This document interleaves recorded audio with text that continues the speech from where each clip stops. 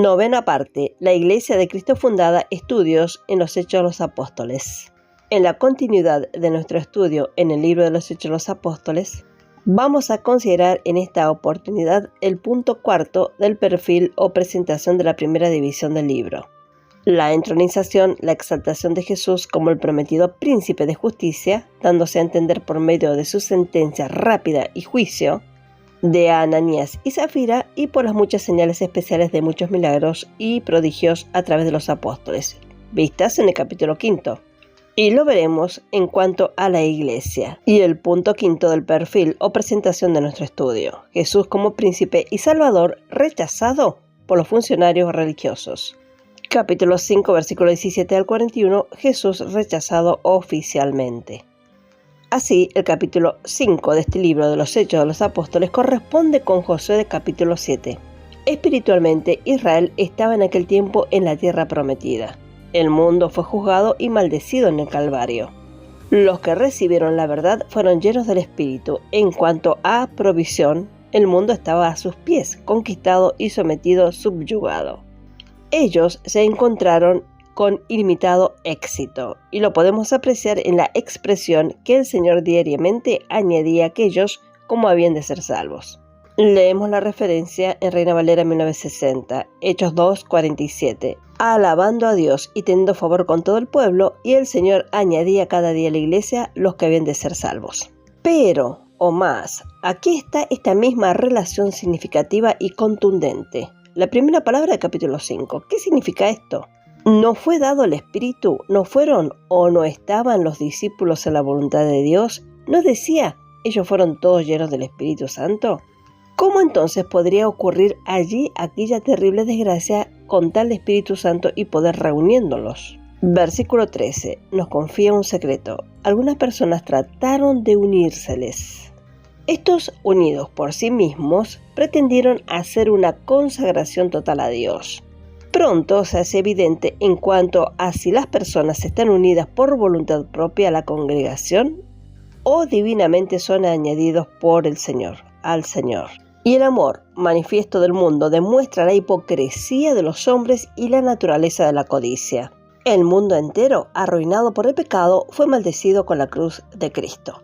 Es precisamente por ello dedicado a Dios, por quien el que lo adquirió fue comprado por la muerte de su Hijo. Cuando creemos en Jesucristo, Dios nos da una naturaleza que le ama y que utiliza este mundo para su gloria. Somos añadidos al Señor, y esa vieja naturaleza en todos nosotros que ambiciona, que codicia, fue condenada y maldecida en el Calvario, cuando Cristo fue hecho maldición por nosotros. Gálatas capítulo 3, versículo 13. Constantemente admitamos este hecho, contando con Dios. Entonces, la concupiscencia de la carne, la concupiscencia de los ojos y la vanagloria de la vida será para siempre impotente. Primera de Juan capítulo 2, versículo 15 al 16. Y de resto, nadie se atrevió a unirse a ellos. Y los que creían eran añadidos al Señor. Capítulo 5, versículo 13 al 14. Cuando el Espíritu Santo tiene su camino y su poder se impone y prevalece, no hay tal cosa como unir a la iglesia, sino que el pueblo es unido al Señor. Primera de Corintios capítulo 6, versículo 17, pero el que se une al Señor, un espíritu es con él. Por aquel seductor método, los 400 profetas de Baal estaban llenando las iglesias a participar del credo obligado, presentando y anunciando informes de muy buenos resultados, pero pocos son nacidos del Espíritu. El pecado de Ananías y Zafira fue puesto en las puertas de esta era de la iglesia como una advertencia en contra de este sutil lazo y trampa religiosa. El espíritu religioso de la edad es tan fascinante y poderoso en su astucia y artificio que tiene gran parte de la verdad y en muchos aspectos es tan parecido a lo real y genuino que muy pocas personas no son atrapadas por él. Nuestra única defensa es tomar a Cristo como nuestra vida y caminar en la plenitud del Espíritu y mantenernos llenos con la palabra. Tenga en cuenta que lo anterior es típico del reinado justo de Cristo durante el milenio. Su juicio de estos dos hipócritas sugiere la plena autoridad que él va a poseer como príncipe o rey de reyes y señor de señores. Esto explica por qué hipócritas similares no son juzgados en la misma manera hoy día como lo fueron Ananías y su esposa. Ahora el trigo y la cizaña se dejan crecer juntos hasta la cosecha. Mateo capítulo 13, versículo 27 al 30. Leemos también esta cita. Vinieron entonces los siervos del padre de familia y le dijeron: Señor, ¿no sembraste buena semilla en tu campo? ¿De dónde pues tienes cizaña? Él les dijo: un enemigo ha hecho esto. Y los siervos le dijeron: ¿quieres pues que vayamos y la arranquemos? Él les dijo: no sea que al arrancar la cizaña arranquéis también con ella el trigo. Dejad crecer juntamente lo uno y lo otro hasta la siega. Y al tiempo de la siega yo diré a los segadores: recoged primero la cizaña y atadla en manojos para quemarla, pero recoged el trigo en mi granero. Así desarrollamos el quinto punto de nuestra presentación: Jesús como príncipe y salvador rechazado por los funcionarios religiosos. Capítulo 5, versículos 17 a 41, Jesús rechazado oficialmente. Para ello leeremos primeramente el capítulo 5, versículos 17 y 18. Entonces el sumo sacerdote se levantó y todos los que estaban con él, que es la secta de los saduceos, se llenaron de indignación. Verso 18, y pusieron sus manos sobre los apóstoles y lo pusieron en cárcel pública. Esta es la versión King James traducida. Leamos también de la versión Reina Valera 1960. Versículo 17. Entonces, levantándose el sumo sacerdote y todos los que estaban con él, esto es, la secta de los saduceos, se llenaron de celos. Verso 18. Y echaron mano a los apóstoles y los pusieron en la cárcel pública. En el capítulo 4 vimos que los oficiales judíos estaban empezando a adoptar una postura y posición en contra de los apóstoles. Por tanto, el tercer discurso de Pedro fue dirigido a los gobernadores del pueblo y ancianos. Capítulo 4, versículo 8. Entonces Pedro, lleno del Espíritu Santo, les dijo: gobernantes del pueblo y ancianos de Israel. Sus mensajes anteriores fueron dirigidos a todo el pueblo, esto es, a los hombres de Judea o Israel, hombres y hermanos. Vamos a leer las siguientes referencias. Hechos capítulo 2, versículo 14. Entonces Pedro, poniéndose en pie con los 11, alzó la voz y les habló diciendo: varones judíos y todos los que habitáis en Jerusalén, esto os sea notorio y oíd mis palabras. Capítulo 2, versículo 22. Varones israelitas, oíd estas palabras: Jesús Nazareno, varón aprobado por Dios entre vosotros, con las maravillas, prodigios y señales que Dios hizo entre vosotros por medio de él. Vosotros mismos sabéis, verso 23, a este entregado por el determinado consejo y anticipado conocimiento de Dios, prendisteis y matasteis por manos de inicuos crucificándole. Capítulo 3, versículo 12. Viendo esto, Pedro respondió al pueblo: varones israelitas, ¿por qué os maravilláis de esto? ¿O por qué ponéis los ojos en nosotros, como si por nuestro poder o piedad hubiésemos hecho andar a este? La respuesta de los apóstoles a los continuos milagros que siguieron no disiparon su rabia. Al principio estaban turbados, disgustadamente inquietos por la enseñanza de los apóstoles. Veamos el capítulo 4, versículo 1. Pedro y Juan ante el concilio. Hablando ellos al pueblo, vinieron sobre ellos los sacerdotes con el jefe de la guardia del templo y los saduceos. Ahora estos personajes están llenos de celos y decididos a borrarlos del mapa. Pero el Señor vino en su rescate y los libró milagrosamente de la cárcel y les rogó que predicasen todas las palabras de esta vida. Por supuesto, ellos obedecieron y ocurrió algo inusual. Celebraron una reunión al amanecer en el templo. Oh, qué mensaje tenían, las mismas palabras de vida, sí, todas las palabras de esta vida, no de esta vida natural, del griego psiche, alma, sino la vida sobrenatural y eterna, del griego zoes, vidas. Es la vida de la nueva creación que había surgido, brotado recientemente de la muerte. El original dice así: todas las expresiones del griego ramata, vida de esta vida. Jesús dijo a Juan: yo soy el que vino, del griego son, Apocalipsis capítulo 1, versículo 18.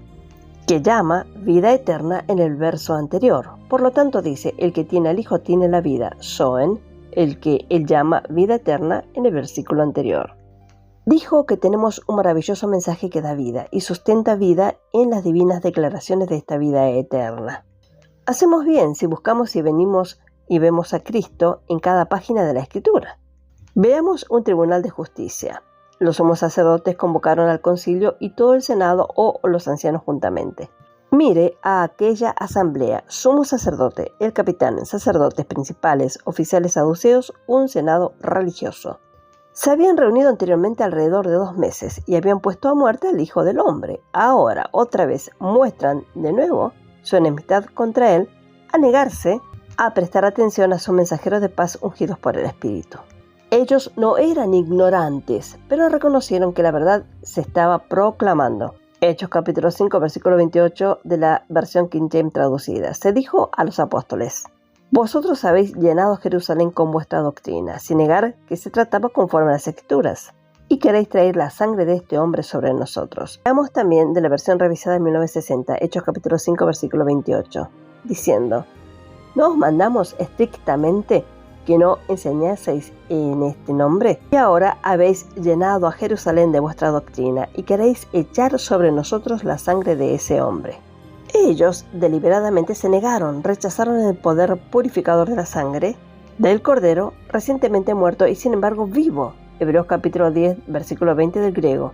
Por lo tanto sabían la consecuencia inevitable: el destierro de Dios para siempre. En vez de dar lugar a la condena de rendirse a la convicción y volverse a Cristo, oficialmente decidieron tapar la boca de los fieles siervos de Dios, quienes fueron los canales de la misma palabra de Dios. A no ser por el sabio consejo de Gamaliel, los habrían matado de inmediato, al igual que después, más tarde, lo hicieron. Mataron a Esteban y a Santiago. Hechos capítulo 7, versículos 59 al 60 y capítulo 12, versículo 1. Leamos los pasajes. Hechos capítulo 7, versículos 59 al 60.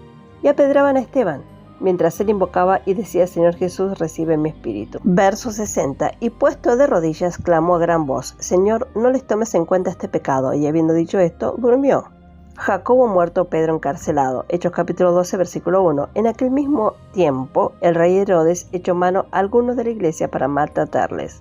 Verso 2. Y mató a espada a Jacobo, hermano de Juan. En Hechos capítulo 5, versículo 41 y 42 leemos: Y ellos salieron de la presencia del concilio gozosos de haber sido considerados dignos de sufrir ultrajes por el nombre. Verso 42. Y todos los días en el templo y en todas las casas no cesaban de enseñar y predicar a Jesucristo. En verdad que vale la pena dedicar nuestro tiempo para observar cómo la iglesia al principio se enfrentó a la persecución. Ellos oraban. Después de una primera detención, alzaron su voz a Dios de acuerdo. Leemos en Hechos capítulo 4, versículo 24. Y ellos, habiéndolo oído, alzaron unánimes la voz a Dios y dijeron: Soberano Señor, tú eres el Dios que hiciste el cielo y la tierra, el mar y todo lo que en ellos hay.